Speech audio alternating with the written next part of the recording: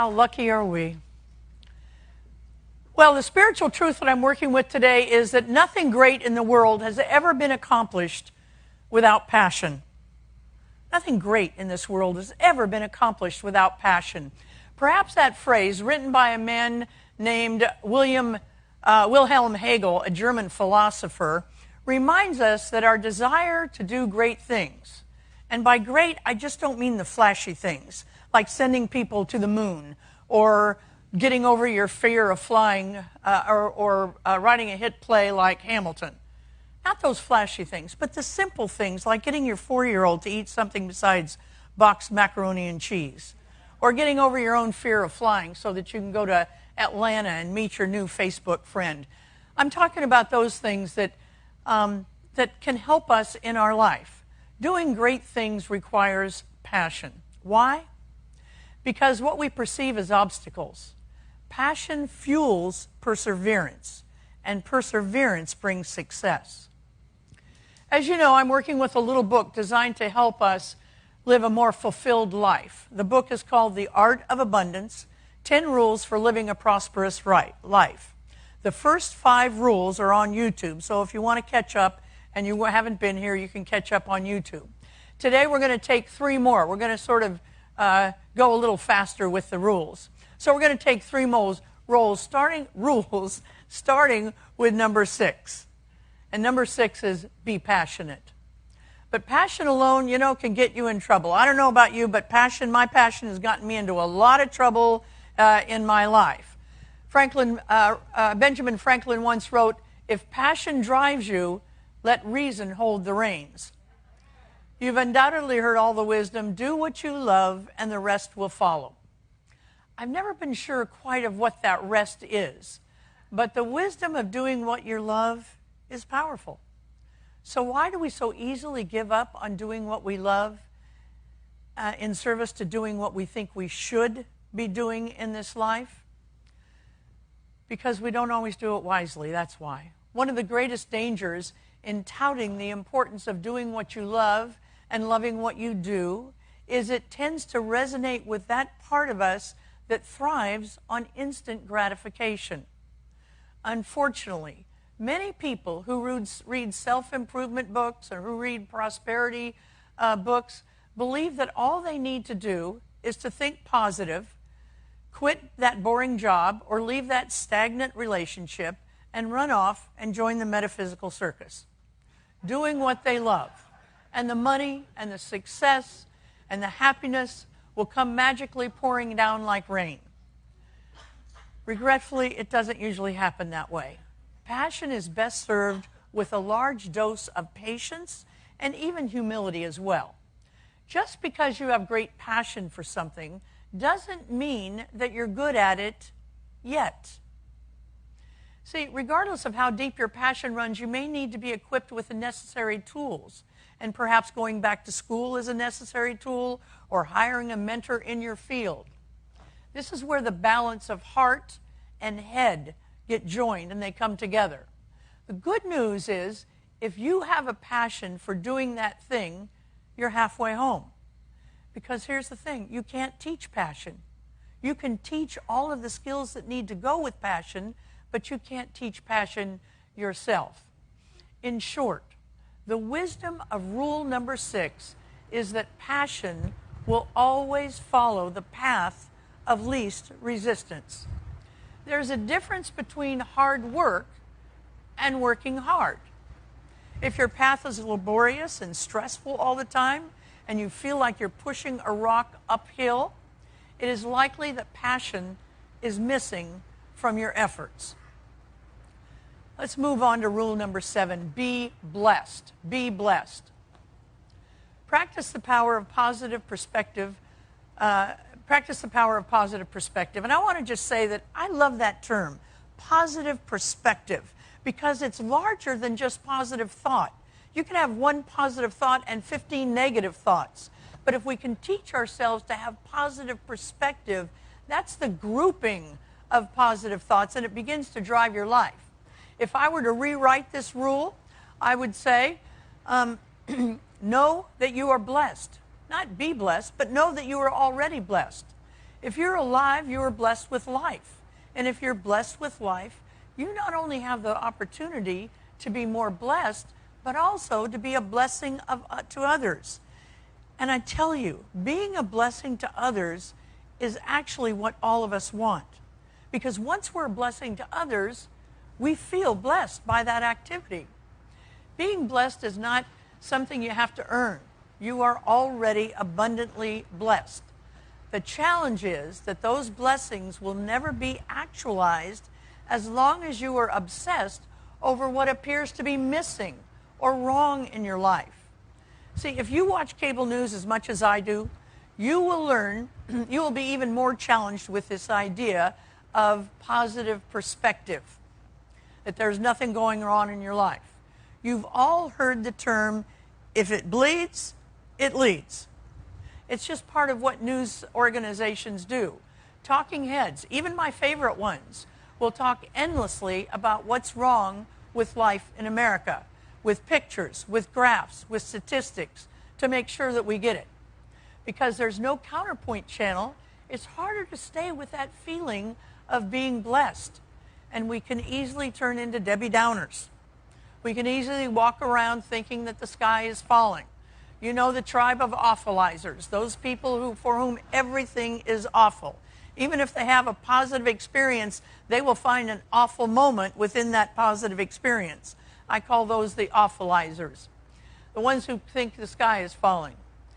If we're not mindful of how blessed we are, we can become part of that same newsroom's extended broadcasters. Because the law of circulation is working all of the time in all of our lives. If you're going to think doom, you're going to get doom. If you're going to think good, you're going to get good in your life. The tendency for us is to silently gawk at other people's good fortune. In other words, what we perceive as their blessings, and compare it to what we think we're missing in our own lives. When we are consumed with thinking what's wrong with our body, what's wrong with our lifestyle, what's wrong with our job, what's wrong with our financial status, what's wrong with the politicians in our country, what's wrong with our country itself, what's wrong with the world, if we're constantly looking at that and hearing about it and talking about it, it's really easy to overlook what's right. You know, I read, and I just actually caught it.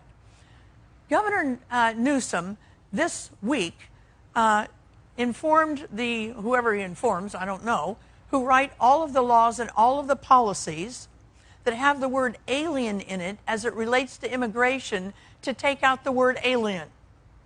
That's a positive thing. Now, I would have totally missed that because it wasn't on any of my news channels, but I saw it on Facebook. And I thought, what a fabulous thing for me to focus on in terms of what's right. The great metaphysical teacher Wallace Wattles says this: the more gratefully we fix our minds on the Supreme, another word for God, Allah, Elohim, the sacred grandmother tree, infinite intelligence, the universe itself. The more we focus on the Supreme, when good things come to us, the more good things will come to us, and the faster they will come. And the reason simply is that an attitude of mental gratitude draws the mind closer to be in touch with the source from which all good things come. In other words, focusing on our blessings indicates a gravitational pull that attracts a self-perpetuating cycle of good that comes in our life. Just think about that term. A gravitational pull that brings good things into our life. See, if we can be disciplined enough to find deep satisfaction and contentment with the blessings that we have, instead of the dissatisfaction with what we don't have. In a nutshell, rule number 6 is be aware of your blessings, the external blessings, and be aware that you are blessed, which is internal in our life. So let's move on to rule number 8, be of service. Most success gurus will tell us that there is no better way of initiating the flow of abundance in your life than through the act of serving others. And to not serve others as a priority in your life will slow your flow. That's why in most 12-step programs, our sponsors require us to do service. And the reason is because they understand that service will get us closer to reaching our goal of being whole, perfect, and complete beings on the planet. There's a wonderful teaching story that comes from the Buddhist tradition that goes like this. Once upon a time, there is a student who came to his master and said, "Teacher, you speak of the importance of selfless service to others as a way of life. You say that if I am create a life of rewarding joy, an abundant life, I must first learn to serve others. But how do I serve others and take care of my own needs? I need to understand the difference between selfishness and selflessness, and I need to understand the consequences of both." In a dream state, what we might call a meditative state, the master guided the young student to a large enclosure with 2 doors. She opened the first door and invited the student to look in. Throughout the room, there were numerous large round banquet tables, much like we had yesterday.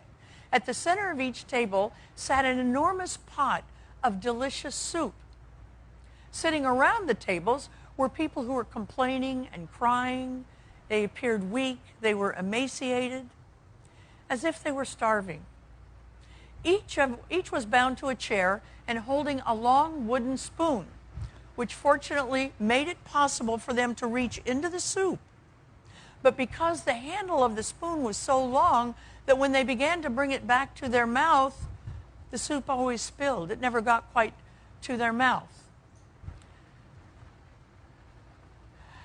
The student was visibly upset. He could see that how frustrated these people were, how sad they were. He was visibly upset at their sight of their anguish and suffering.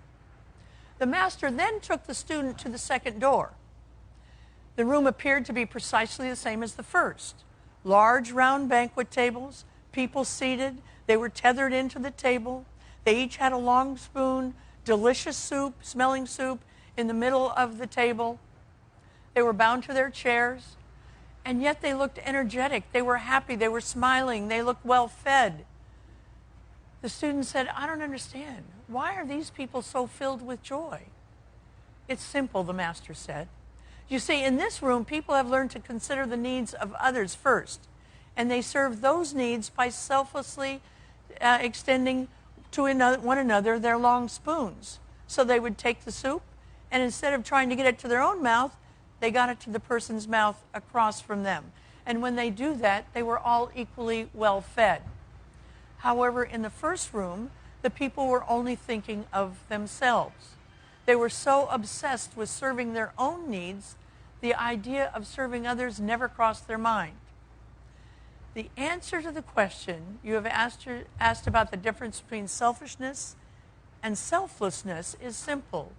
One is me thinking, and the other is we thinking, and the consequences of both are obvious.